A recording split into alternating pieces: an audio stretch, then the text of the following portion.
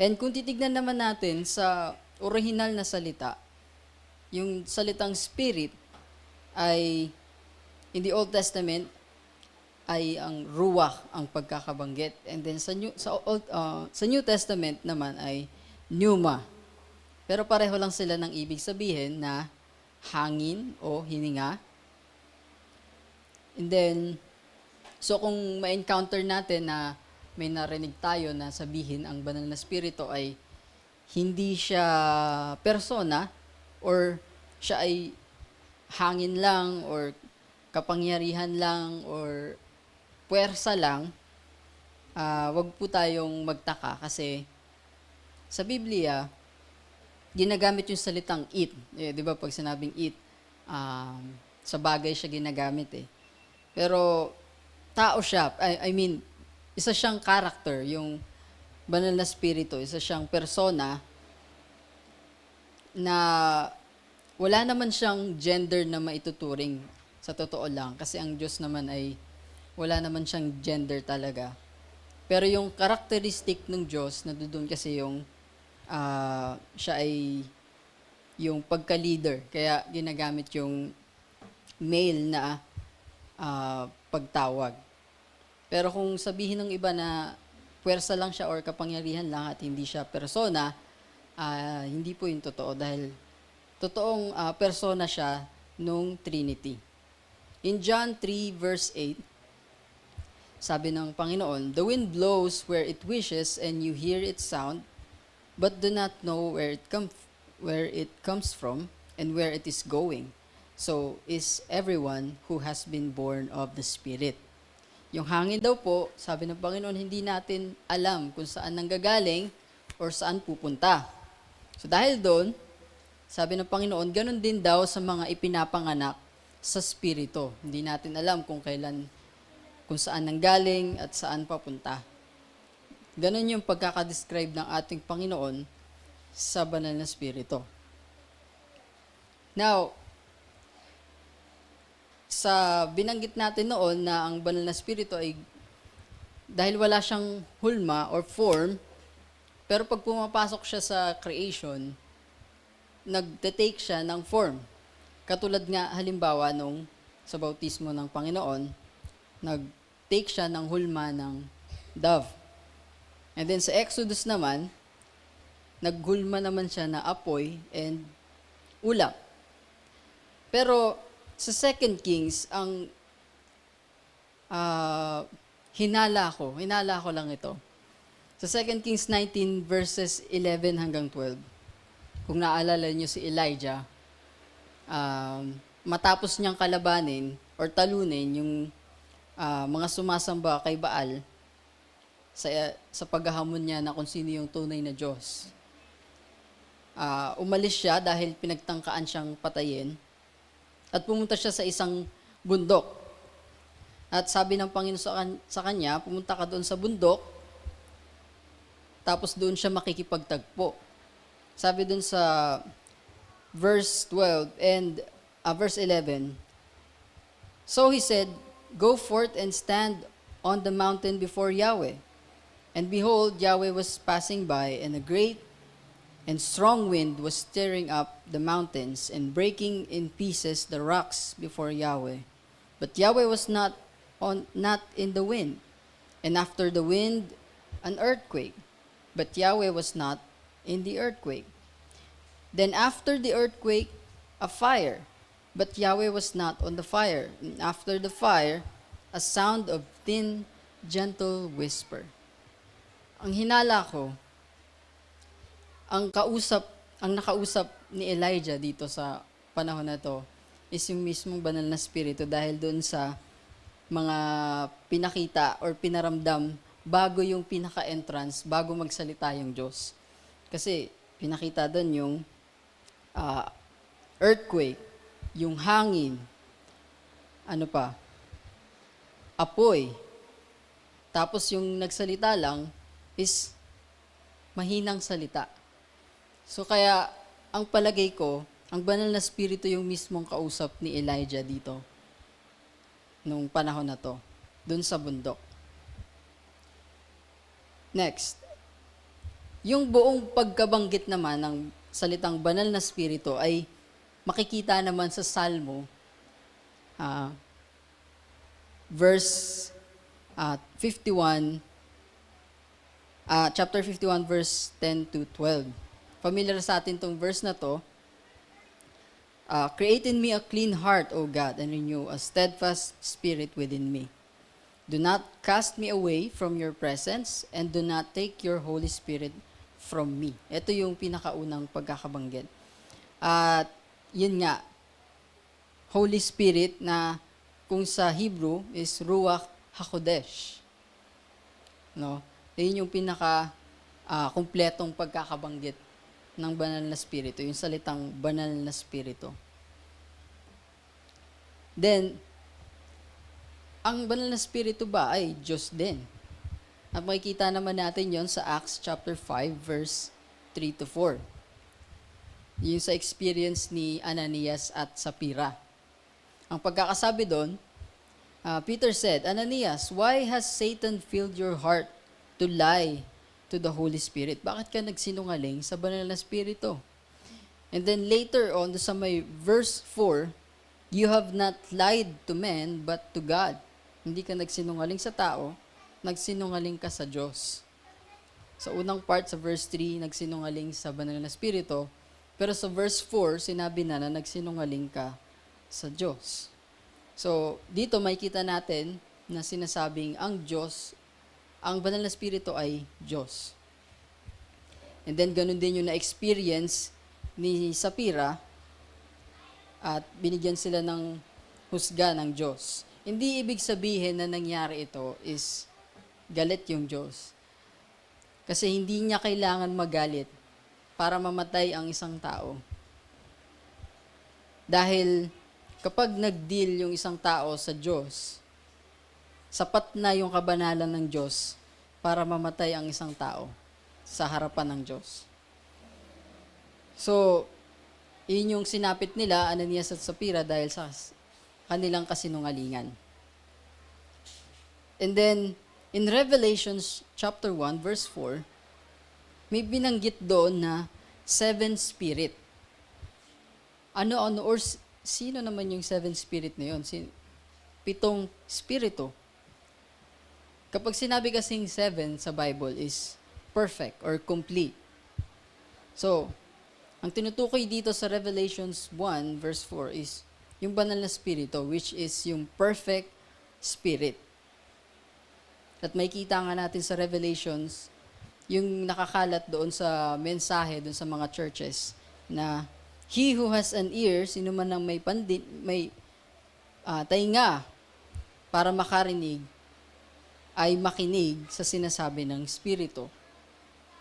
So, yung banal na Espiritu mismo, yung nangungusap doon sa mga churches. And also, the Spirit of Yahweh. In 2 Samuel 23 verses 1 to 2, sabi dito, Now these are the last words of David. David, the son of Jesse, declares, The man who was raised on high declares, the anointed of the God of Jacob, and the sweet psalmist of Israel. Sabi dun sa verse 2, The Spirit of Yahweh spoke to me, and His word was on my tongue. Sabi ni David, Haring David, nakipag-usap daw sa kanya ang banal na spirito, or sa pagkakabanggit niya, Spirit of Yahweh. Kung puwersa lamang ang banal na spirito or kapangyarihan lang siya, hindi siya personalidad or character, bakit makikipag-usap, 'di ba? Kung isa lang siyang kapangyarihan o isa lang siyang puwersa, isa lang siyang hangin, bakit makikipag-usap ang banal na spirito? Isipin natin na kung sinabing spirito ni Yahweh, spirito ng Diyos, ibig sabihin nun, katulad ng sa atin na meron tayong spirito, di ba? Kung naaalala ninyo or kung narinig nyo na, yung mga sumasakay ng roller coaster, yung kapag bigla silang, biglang bumaba, tapos nabigla yung tao. Yung sasabihin ng is naiwan yung kaluluwa. 'Di ba? Ah, yung ibig sabihin ng expression na yun is parang yung yung loob mo is naiwan, 'di ba? Pero ang ibig kong sabihin, bakit ko ginamit yung salitang yun, is merong spirito, yung Diyos at yung kanyang spirito ay yung banal na spirito. Kaya sinabing Spirit of Yahweh. And so, Yahweh created a spirit. Ito naman sa Genesis chapter 2 verse 7, kung maalala ninyo, yung hiningahan ng Diyos, yung hinulma niyang tao, sabi dito, at nagkaroon ng buhay. Or masasabi nating spirito. And so the man became a living being. Hiningahan niya at nagkaroon ng buhay. Di ba sabi ng Diyos, let us make man in our image. Gumawa tayo ng tao ayon sa ating wangis. And so my question is, ano naman yung nakuha natin doon sa imahe na sinasabi ng Diyos? Kasi sabi niya, imahe natin. Diba? Kung imahe natin, anong nakuha natin na katulad nung sa Diyos? Kundi, yung Espiritu. Kasi diba, Father, Son, and Holy Spirit. Tayo meron tayong physical, meron tayong Espiritu, meron tayong kaluluwa. So dun sa our image, sa imahe natin, magiging totoo siya na natin, imahe natin, kung merong spirito, meron tayong spirito. Ibig sabihin, gumawa yung Diyos ng mababang klaseng uri ng spirito. At ayun nga yung spirito na meron tayo. So, small s, kumpara sa capital S na Holy Spirit. So, ayun yung image ng Diyos na parte ng banal na spirito. So, the Spirit of Yahweh has no limit.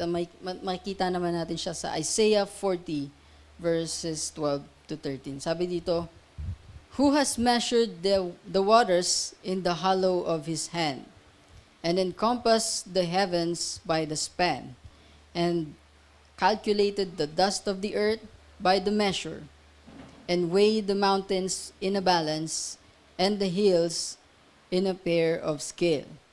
Who has encompassed, sino daw naka-measure, ng banal, or the Spirit of Yahweh, or has his counselor has informed him?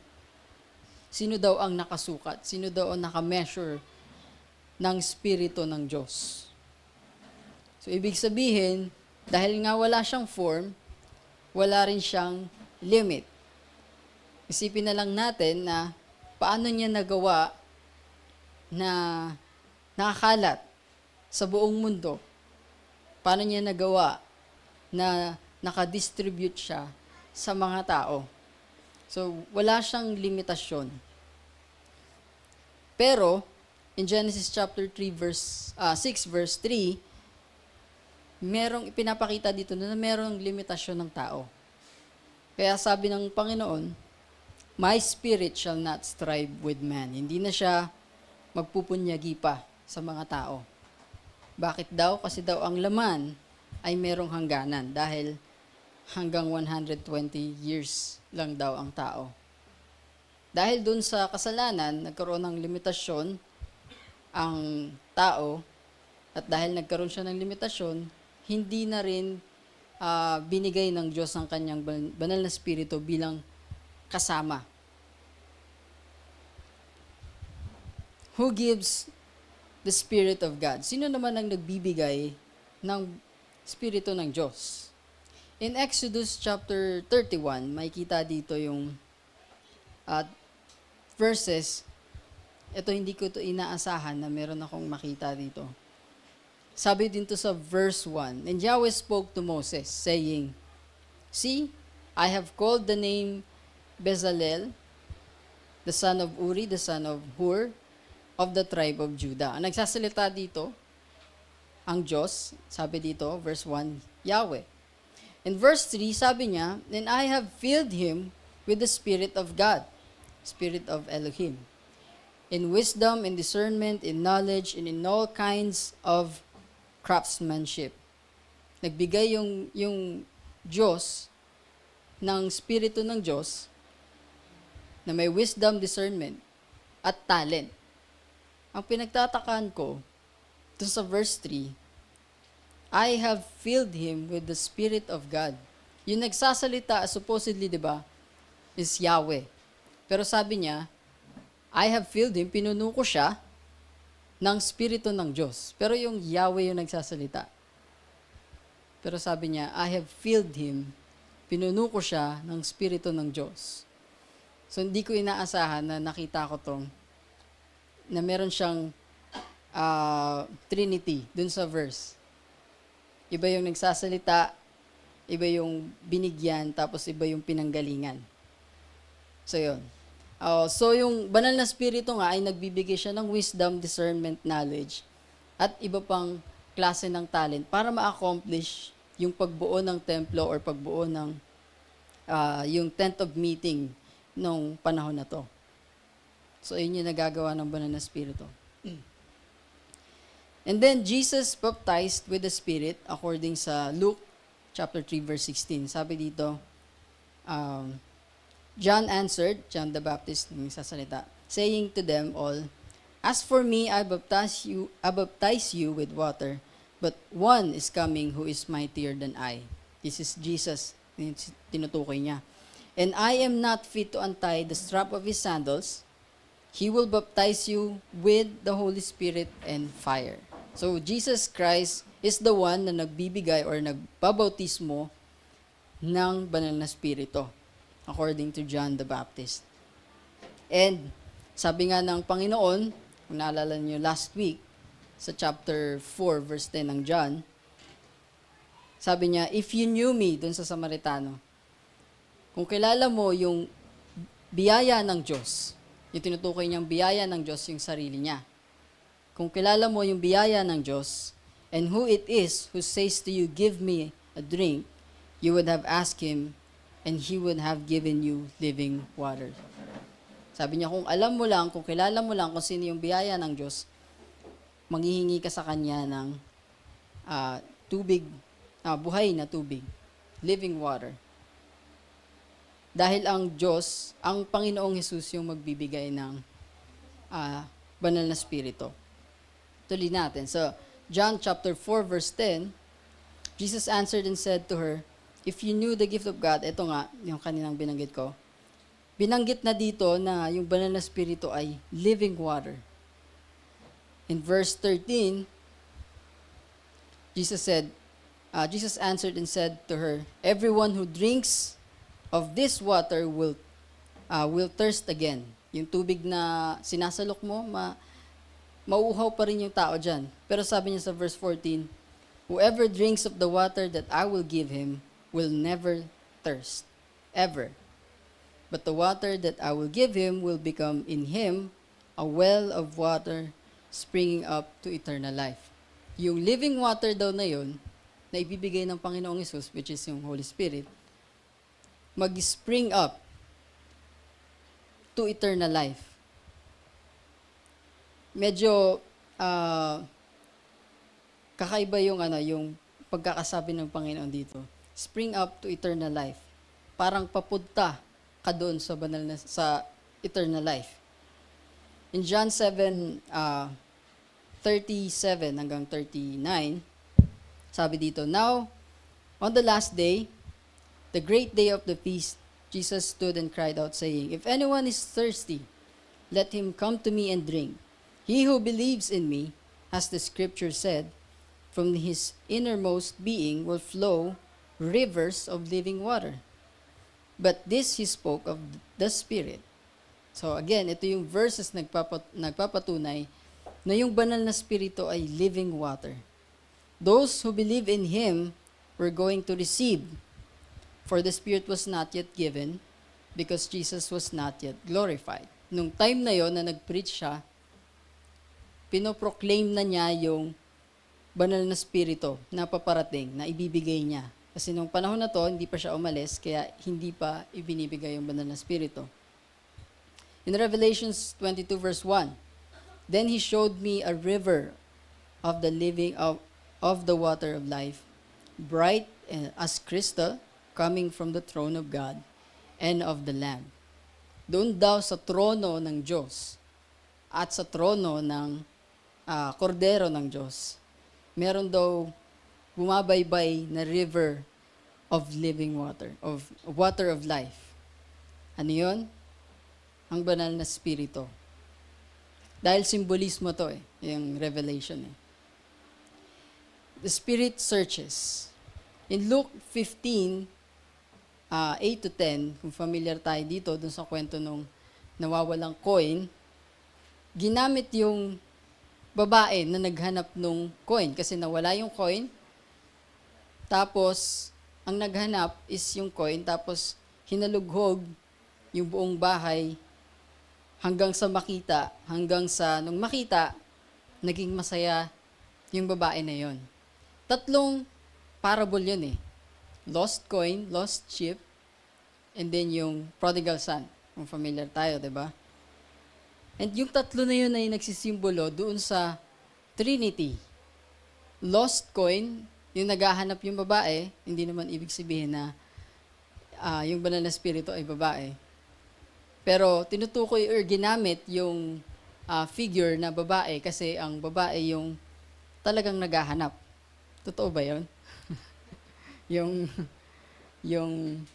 kapag naghanap is hindi yung yung naghahanap na nagpapahanap pa, di ba? Yun. So ginamit yung babae bilang example na siya naghahanap kasi yung banal na spirito naghahanap talaga siya. Sinusurvey niya talaga yung bawat tao. Kaya yun yung simbolo nun, yung 3 parable. And in 1 Corinthians 2, verses 9 to 10, sabi dito, "But just as it is written, things which eye has not seen and ear has not heard, and which have not entered the heart of man, all that God has prepared for those who love Him. But to us, God revealed them through the Spirit. For the Spirit searches all things, even the depths of God." Kung ano man yung malalim na nasa Diyos, ang Espiritu lamang ang nakaalam. "For who among men knows the depth of a man except the spirit of a man, which is in him? Even so the depths of God, no one knows except the Spirit of God." Tayo, nakakaalam tayo doon sa sarili nating spirito kung ano yung nararamdaman, kung ano yung nilalaman.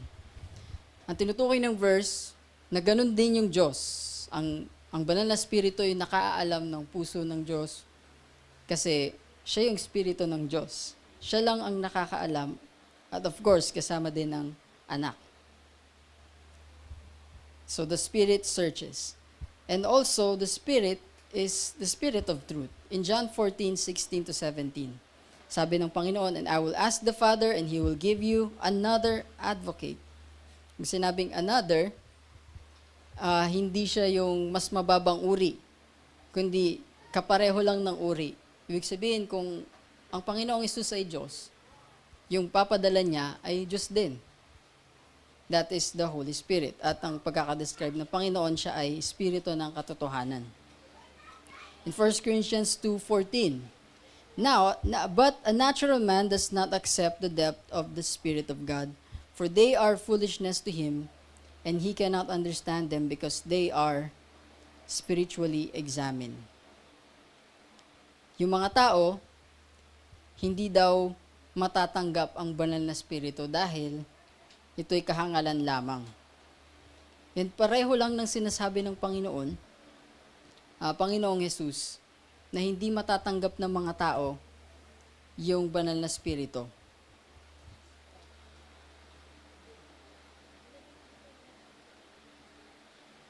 Okay. So now, kung ito yung yung tanong ko, so para sa conclusion. The question is, yung pinaka-importanting tanong doon, kung how much do we need the Holy Spirit? Kasi sabi dun sa mga verses na dinaanan natin, He's the living water, Siya yung kailangan mo para ipanganak muli, spirito at sa tubig. Siya din yung water that spring up to eternal life. Kung siya yung mga yun, gaano natin siya kailangan? Yun lang po, yung tanong ko. Siyempre, sobrang kailangan natin ang banal na spirito. Dahil ang sabi ng Panginoong Yesus, siya yung tinapay ng buhay na tinutukoy sa Exodus, yung ibinigay sa mga Israelita. Siya yung tinapay ng buhay na bumaba galing sa langit. And then I realized na siya rin yung bato yung tinutukoy dun sa Exodus na hinampas tapos lumabas yung tubig. And then, sinasabi nga doon sa mga verses na ang Panginoong Yesus yung magbibigay ng banal na spirito. So yung bato na yun, na lumabas yung tubig, ang Diyos yung magbibigay ng banal na spirito. Yung ibig sabihin nun. It's a compliment na merong tinapay, tapos merong tubig. You know, Jesus Christ and the Holy Spirit. And kung sa spiritual natin nauuhaw tayo, we really need the Holy Spirit. So yun lang po. Ito po yung pauna kong lesson about the Holy Spirit, and next week naman is tungkol sa presence, power, and promised ang banal na spirito. So nawa po ang bawat isa ay may natutunan. Tayo po ay manalangin. Aming Diyos na makapangyarihan, ang Diyos na nagbibigay ng spirito. Marami pong salamat, Panginoon, sa pagbibigay ng tubig, Panginoon, ng buhay sa amin. Sa aming spirito, Panginoon, na natutuyo. Salamat, Panginoon, dahil ang iyong tubig nagbibigay sa amin sa aming pagkauhaw, Panginoon. Sa aming pangangailangan, O Diyos. Binibigay mo at ipinapaalala sa amin ang aming pangangailangan. Ang iyong salita, ang iyong banal na spirito ang siyang nawang maggabay sa amin, sa aming journey bilang isang Kristiyano. Maraming salamat, Panginoon, sa walang hanggang buhay sa pamamagitan ng iyong anak. Sa pangalan ni Jesus, Amen.